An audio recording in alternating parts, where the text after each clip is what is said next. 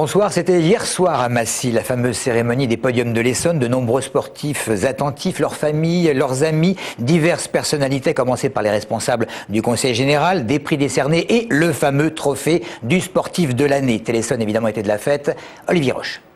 Le sport essonnien était à l'honneur hier soir lors de la 10e cérémonie des podiums de l'Essonne. Dans un opéra de Massy rempli pour l'occasion et sous la houlette de Patrick Montel, accompagné de Patrice Sac, vice-président du Conseil général. Les acteurs du sport en Essonne se sont succédés pour recevoir leur récompense.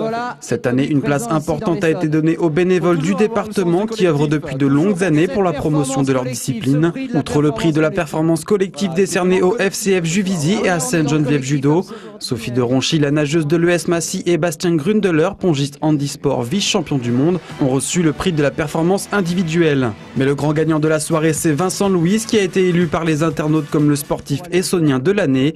Une victoire qui ne lui semblait pas gagnée d'avance. Par rapport aux autres sports, je m'attendais plus à être derrière les grands sports comme la natation et tout ça. Mais après, clairement, nous, avec mon club et mes amis, on a créé le buzz autour de moi pour essayer de faire vraiment voter tout le monde. Et bon, apparemment, ça a bien marché, quoi. Vincent Louis succède donc à la judokate Aurore Climence, vainqueur l'an dernier, et s'inscrit sur la liste prestigieuse des gagnants. Mais le triathlète garde la tête froide. Clairement, j'avais beaucoup de jeunes un peu dans le département qui venaient me voir en me disant que maintenant j'étais un peu leur modèle, tout ça, parce que voilà, ils me voyaient sur des courses régionales et ils me voyaient notamment aussi à la télé pour faire des courses internationales. Et donc moi, le vote, c'est clair que ça me conforte dans ce statut-là. Mais bon, c'est pas pour autant que je vais me prendre la tête, je vais garder la tête sur les épaules. Et quand les jeunes viendront me parler pour me demander des conseils, sans problème, je leur répondrai, quoi. Vincent Louis repart donc auréolé d'un nouveau trophée, mais garde une seule idée en tête, décrocher son dossard pour les prochains Jeux Olympiques de Londres. Il y avait une autre soirée, celle de la prestation télévisée du président de la République, qui aura rassemblé un peu plus de 8 millions de personnes devant leur écran. À l'issue de cette discussion du chef de l'État avec un panel de 9 téléspectateurs, il y a ceux qui ont apprécié les explications, d'autres pas du tout. Petit échantillon de réaction en Essonne. J'ai beaucoup apprécié. Il a été pédagogue, et c'était très bien. J'avais une réception hier, donc je n'ai pas pu le regarder. J'ai juste vu un petit peu la fin. Non, vraiment, j'ai fini de parler de Nicolas Sarkozy. Monsieur le Président fait ce qu'il peut. Il ne fait pas toujours tout bien.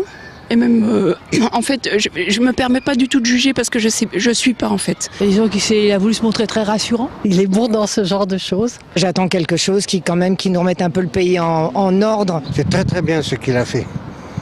C'est vraiment un homme.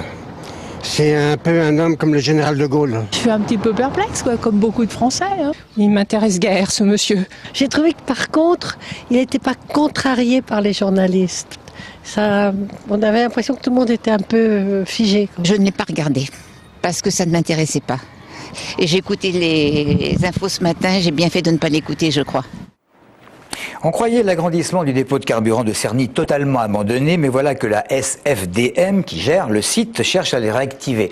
Elle a présenté hier une étude d'impact de la hausse du nombre de camions sur les petites routes du sud du département, et les élus sont ressortis furieux de voir ce projet revenir par la fenêtre alors qu'ils pensaient l'avoir chassé par la porte. Christophe Garnier. Beaucoup de tensions hier entre les élus du Sud-Essonne et les représentants de la SFDM, cette filiale pétrolière de Bolloré. Ces derniers continuent de vouloir faire du dépôt de carburant de Cerny un site majeur d'approvisionnement des stations-service de la région. Ils souhaiteraient faire passer le stockage de 150 000 m3 à plus d'1 million. Autant dire que le nombre de camions-citernes déjà très nombreux sur la RD 191 exploserait, même si les salariés de la SFDM en minimisent l'impact. Ils ne parlent que de 200 allers-retours supplémentaires quand les associations en craignent 400. Les élus continue de redouter le bruit, la pollution et les risques pour la sécurité routière que ce trafic engendrerait au beau milieu du parc naturel régional du Gâtinais. Il n'y a que des nuisances, tant en termes de circulation, tant en termes de sécurité ou de nuisances sonores. Car je pense à Ménil-Raccoin, je pense à Boissy-le-Cuté.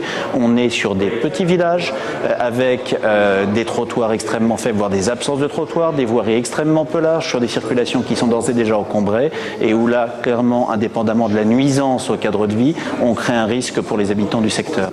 Pour justifier cet agrandissement, la SFDM soutient que les sites d'approvisionnement de ses concurrents sur Grigny et sur Orléans sont saturés et qu'il est nécessaire d'augmenter les capacités de stockage. Vous y pensez, ça aussi, pour nous? Notre dépôt existe et nous savons qu'il y a un déficit structurel du maillage logistique pétrolier. Ce dépôt peut répondre à ce besoin et c'est pourquoi nous avons décidé de monter ce dossier pour pouvoir répondre aux besoins locaux. Pour l'instant, le permis de construire est bloqué au tribunal administratif de Versailles. Si la SFDM obtient l'autorisation des juges de continuer, elle devra débuter une campagne d'information auprès de la population. La réunion d'hier pourrait en constituer les prémices. C'est bon à savoir, ce 11 février, c'est la journée européenne de promotion du 112, le numéro réservé aux appels d'urgence, valide dans 27 pays, c'est gratuit. En France, le 112 aboutit dans chaque département, soit vers les sapeurs-pompiers, soit vers le SAMU. Et en Essonne, les pompiers réceptionnent les appels et les transfèrent s'il y a lieu vers la police ou la gendarmerie. On passe à la copropriété de Grigny 2, comprenant entre autres Sablon, Surcouf, Lavoisier, et qui vient d'être placée sous administration provisoire pour minimum 1 an par le tribunal de grande instance d'Évry. Le but de cette décision, c'est de redresser les finances de cette copropriété, comptant actuellement 6 800 000 € de charges impayées. Certains locataires ne payent pas ces charges et d'autres voient les leurs augmenter. Claire Colombel. Grigny 2, avec ses 4 990 logements, est la deuxième plus grosse copropriété de France. Aujourd'hui, près de 45% des copropriétaires ne payent pas leurs charges. Conclusion, le syndicat principal affiche une dette de 6,8 millions d'euros. Les locataires qui payent leurs factures, eux, constatent que les charges ne cessent d'augmenter et ont l'impression de payer pour les autres.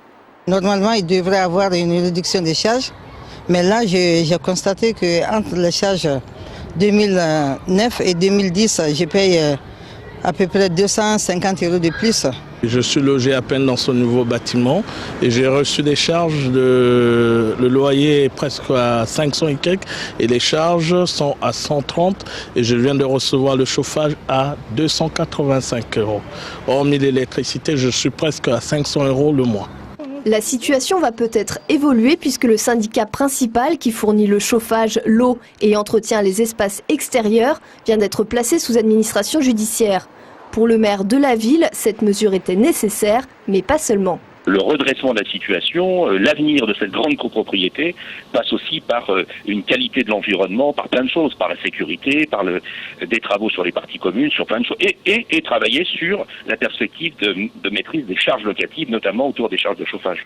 Dans ce sens, une étude approfondie pour voir si la géothermie peut être utilisée à Grigny va être lancée, un moyen de maîtriser les charges selon le maire. De son côté, la préfecture envisage de renouveler pour 3 ans un plan de sauvegarde. C'est une grande roue pas comme les autres qui était en cours d'installation aujourd'hui à hier, une grande roue de bois et d'acier de 18 mètres de hauteur qui date de 1900, construite aux États-Unis. Un forain amateur la découvre en piteux état chez un Allemand en 99. Il la rachète et la restaure et elle a depuis un succès sans précédent. J'adore tout ce qui est vieux manège, j'en possède 2 comme ceci, dont une qui a monté au Grand Palais aussi. Celle-ci a monté au Grand Palais, je veux dire, pour Sonia Rykiel, pour Sonia Rykiel et H&M pour un défilé de mode. On a fait le mariage de Luc Besson aussi avec celle-ci. Voilà, c'est une roue qui a un cachet à part des autres, quoi. Voilà, grande roue accessible durant toutes les vacances scolaires et au prix de 3 € simplement la place. À propos de vacances scolaires, ça débute ce soir. Ce matin, il y avait déjà pas mal d'embouteillages, surtout sur l'A6. Pour demain, eh bien, il est fortement recommandé de quitter ou traverser l'Île-de-France avant 8 h ou après 18, que vous partiez en province ou à Punta Cana. Voilà, merci de nous avoir suivis.